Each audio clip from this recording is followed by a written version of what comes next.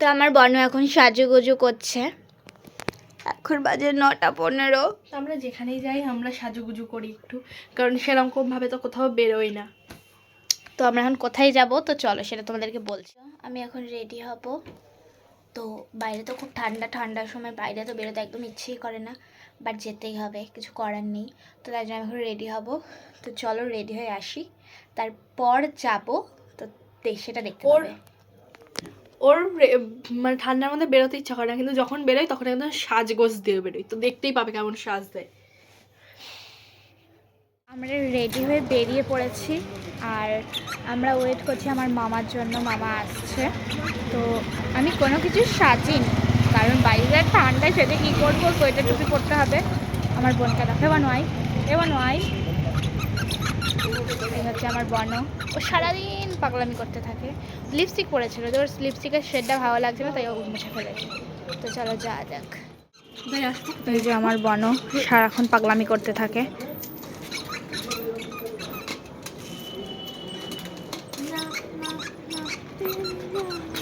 তো এই হচ্ছে নুড়িপাড়া 4 দিনই মায়ের বারোয়ারি, আর তার সামনেই পুজো হচ্ছিল পৌষকালী মায়ের।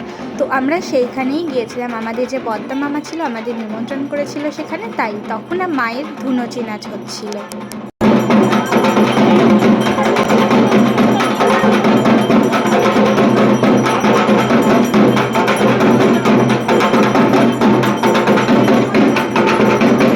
আমরা খাবার এখানে চলে এসেছি, আর ওই যে আমাদের মামা দেখো পরিবেশন করছিল সমস্ত কিছু।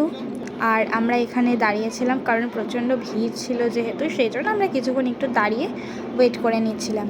তো তারপরেই আমরা জায়গা পেয়ে গেছিলাম। তো এই যে আমার মামা আর আমার বাবা চলে গিয়েছিল, আর আমরা দুজনা গিয়েছিলাম।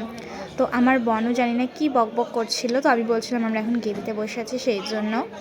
তো ফার্স্টেই দিয়েছিল পাতা, জলের বোতল, তারপরে দিল গরম গরম খিচুড়ি। তো ঠাকুরের খিচুড়ি মানে তো অসাধারণ। তারপরে দিয়েছিল লম্বা লম্বা বেগুন ভাজি। তো এই যে আমাদের মামা চলে এসেছে যে আমাদের কেমন খাওয়া দাওয়া করছে সেটা জানার জন্য।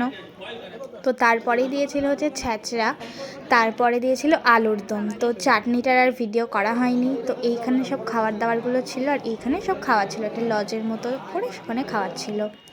তো আমরা খেয়ে দিয়ে এবার বাড়ি যাওয়ার পালা। তো মাকে জাস্ট দেখো কতটা অপূর্ব লাগছে, মানে মায়ের দিক থেকে চোখই সরানো যাচ্ছে না, এতটা সুন্দর লাগছে দেখতে।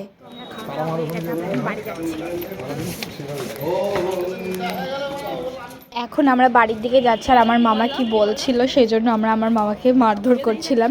তো ভয়চাটার বলেইনি, ওই যে পেছনে বাবাও আসছিল। তো এখন আমরা প্রায় চলেই এসেছি বাড়ির অনেকটাই কাছে। তো এই যে এখন বাজে 10:30, আর পাকা সোনা দেখো এখনও ঘুমায়নি, আমাদের জন্য অপেক্ষা করছিল পাকা সোনা। কী বলবা তাহলে তোমরাই বলো।